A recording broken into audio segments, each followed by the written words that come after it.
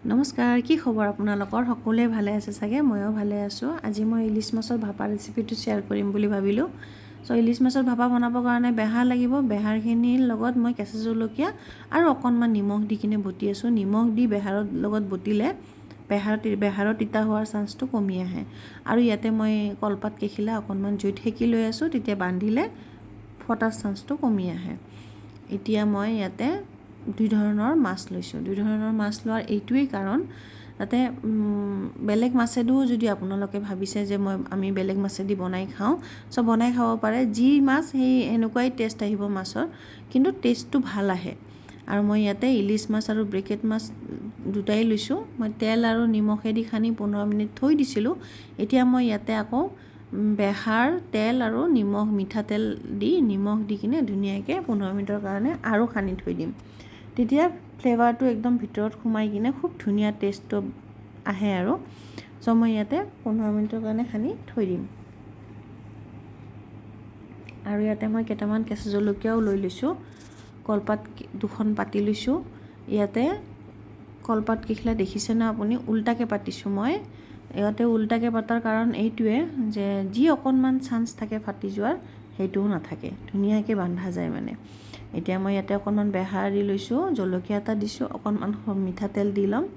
দি কিনে মই ধুনীয়াকৈ এইটো বান্ধি ল'ম। এয়া কলপাত কেইখিলা দেখি কিনে একদম নাহাঁহিব দেই। মোৰ চাট বাগানৰ যে গছবিলাক ইমান ডাঙৰ নহয় ন, এই তাতেই আৰু তাৰ পৰাই আনি কিনে মই বনাইছোঁ। ফ্লেভাৰটো মেইন হয়। আৰু যাৰ ঘৰত কলপাতৰ সুবিধা আছে বা কোনোবাই যোগাৰখিনি কৰিব পাৰিছে আৰু সিহঁতৰ কাৰণেতো বহুত ভাল হ'ব বান্ধিবৰ কাৰণে। এইটো কলপাতৰে মাজৰ অংশখিনি থাকে যে, সেইটো দি মই ৰছীডাল বনাই লৈছোঁ। এইডালৰ নামটো বা কি কয়, আমাৰ মাহঁতে কি কৈছিলে মই পাহৰি গৈছোঁ, কিন্তু এইটো টেকনিকত মাহঁতে বান্ধিছিলে, ময়ো বান্ধিছোঁ। খুব ধুনীয়া লাগে দেখাত। ৰছী নাথাকিলে ৰছী দি বান্ধিব লাগিবচোন, আছে যিহেতু কৰিলোঁ আৰু। আপোনালোকেও এনেকৈ বান্ধিব, খুব ভাল লাগিব।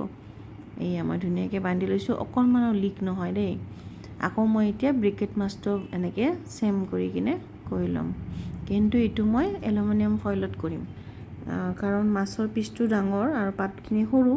আৰু এলুমিনিয়াম ফইলত মানে ডাইৰেক্ট দিব নালাগে, তাতে কিবা এখন পাত দিব লাগে। কলপাত হওক, মিঠালাওৰ পাত, পানীলাওৰ পাত, আপোনালোকে মিঠালাও পানীলাওৰ পাতটো আপোনালোকে খাবও পাৰিব।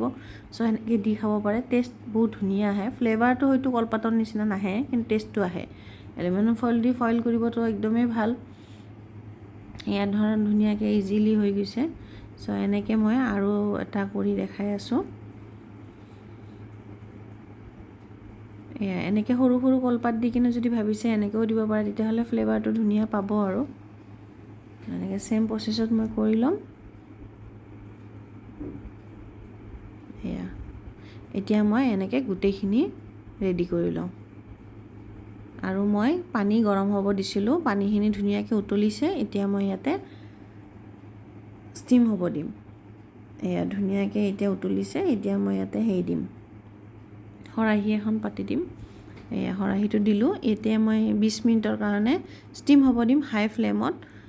আৰু 20 মিনিট পিছত গেছটো অফ কৰি কিনে 10 মিনিটৰ কাৰণে এইটো ধুনীয়াকৈ ঢাকন মাৰি থৈ দিম। তেতিয়াহ'লে ধুনীয়াকৈ মাছটো সিজি আহিব আৰু ফ্লেভাৰটো খুব ধুনীয়া হ'ব। এতিয়া মই দুটাৰে খুলি দেখাম। খুলি লওঁ এতিয়া ধুনীয়াকৈ।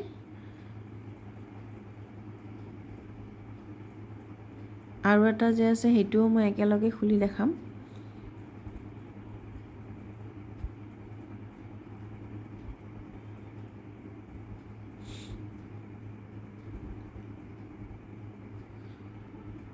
যদি মোৰ ভিডিঅ'বোৰ ভাল লাগিছে, লাইক, শ্বেয়াৰ, কমেণ্ট আৰু ছাবস্ক্ৰাইব কৰি দিব। আৰু লগতে থকা বেল আইকনটো টিপি ন'টিফিকেশ্যনটো অল কৰি দিব। চামুচ এখনেদি মই কাটি কিনে দেখাই আছোঁ। চাওক কি ধুনীয়া ছফ্ট হৈছে ন? এনেকৈ বনাব আপোনালোকেও। টেষ্টটো সঁচাকৈ ভাল হয়, একো ডিফাৰেঞ্চ নাই।